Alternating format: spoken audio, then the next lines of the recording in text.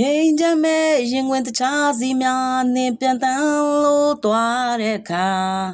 အနိုင်မြူပါဒီဝကျွေးများစွာ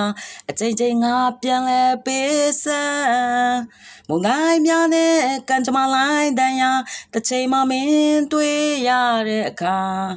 လဲပြန်ကကျင်နာနိုင်မလားအဖြူရောင်လန်းလေးတဲ့နင်းလေးပြန်လာပါနို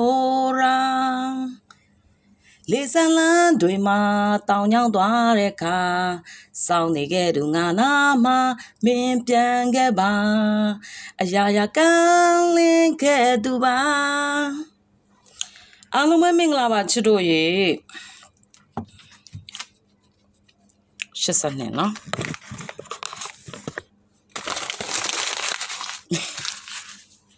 ကဲကြည့်မယ်ချစ်တို့ရေ36လ2025မှ4ရက်9လ2025အထိဘရိတ်အနေနဲ့3ရက်အတွင်းမှာလာမယ့်ဘရိတ်ကတော့88 break နဲ့9 break တစ်ခုဖြစ်ပါတယ်တစ်ခုပဲခံမှန်းပါတယ်ရှင်အဲဆိုဒါမဲ့အပတ်တိုင်းတော့ခုနပြောလို့ break နှစ်ခုမြဲဒုတိယတစ်ခုတော့အသေးတိုင်ဟိုရင်းမဖြစ်စေချင်တစ်ခုရပြီဆိုကြံတစ်ခုကစားလို့ရတယ်ဗောနော် break အနေနဲ့88 break နဲ့9 break တစ်ခုပါ3ရက်အတွင်းလာပါလိမ့်မယ်အဲ့တော့ share မွေးဖြစ်သွားပါပြီရိုးမွေးပါရိုးမွေးမဟုတ်တော့ပါဘူး share မွေးပါ share မွေးအနေနဲ့ကတော့96အား90အား60အားအဲ့တော့ပြီးခဲ့တဲ့တပတ်ကျော်က6က2ပတ်ပြောက်သွားတယ်2ပတ်ပြောက်ရင်နခတ်ပါဝါညီကိုအပူထွက်မယ်ဆိုတော့မူကတပင်ကျိုးရတယ်ဘီလိုပဲဖြစ်ကလန်နာတကြောတောက်လျှောက်မှာ2ပတ်ကနန်းတစ်ခုက2ပတ်ပြောက်လို့ရှိသူ့ရဲ့မြည်သည့်ကနန်းနဲ့တကြားကနန်းထွက်ပလေးစီနခတ်ပါဝါညီကိုဘူးထွက်တယ်ဆိုတော့မူကြောက်ထုတ်ပေးခဲ့တယ်ဒါပေမဲ့လည်းကိုးကအပင်ကြော်ပြီးတော့တနင်္လာနေ့မနက်မှာကြားတဲ့အတွက်အပြက်ပင်လို့ခေါ်တာပြက်ပင်ဖြစ်တဲ့အတွက်အခုမှန်ပင်လာပါပြီဘလို့မှန်ပင်လဲဆိုတော့2ပတ်ပြောက်ခဲ့တဲ့9က2ပတ်ပြောက်ခဲ့တဲ့9ကမြည်သည့်9ပဲထွက်ပလေးစီ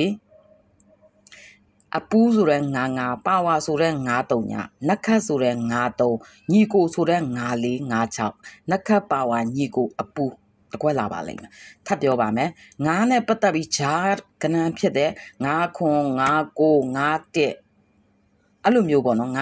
8အဲ့ဒီကနန်းတွေထွက်ခဲ့တယ်ဆိုတာနခတ်ပါဝါညီကိုဘူးမဖြစ်တဲ့အခါဆိုလို့ရှိရင်အမှမဖြစ်မနေအပူးဆိုတဲ့9 3 9 4 5 6နကပါဝါညီကိုဘူးတခုတော့ထွက်မှာရှေ့မှာပြတ်ပင်ရှိခဲ့တဲ့အတွက်